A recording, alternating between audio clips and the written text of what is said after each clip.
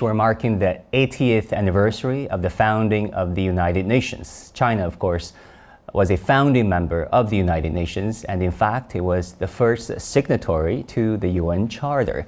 How would you describe and summarize China's contribution to the United Nations system and a UN-centered international order in the past decades? China has been extremely active in all the areas of the, I would say, mandate of the United Nations, in peace and security, in sustainable development, and in human rights.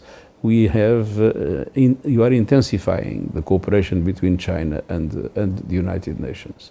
And I'd like to underline a few aspects. China today has an extremely important development cooperation policy. And so when one looks at the Sustainable Development Goals, a central objective for the United Nations, the Chinese contribution is absolutely essential.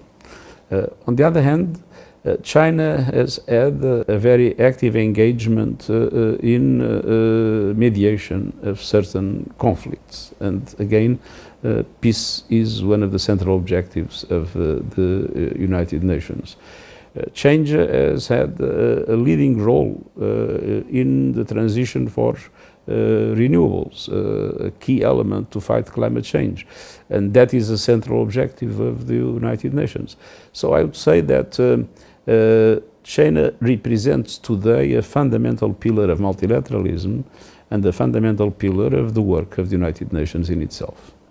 Going forward, what would be the priority areas of China-United Nations cooperation for the next phase? Because you just met with our leader, President Xi.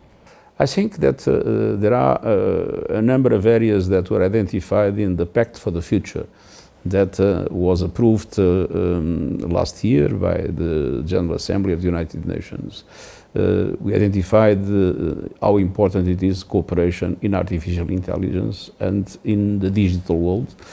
Not only cooperation among developed countries or countries that have a huge capacity like China in artificial intelligence, but cooperation to allow developing countries also to be part of the benefits of artificial intelligence. On the other hand, climate, of course, is an area of extraordinary importance, and we live in a moment in which the transition to renewables is demonstrating that renewables are the cheapest and the most effective way to produce energy. And again, China has a leading role on this.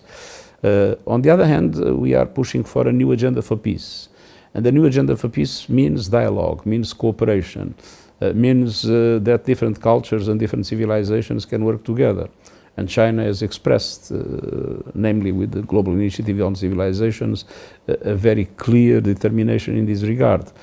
And so if one looks at all the key aspects that are in the agenda of the activities of the UN, we have an important role for China to play.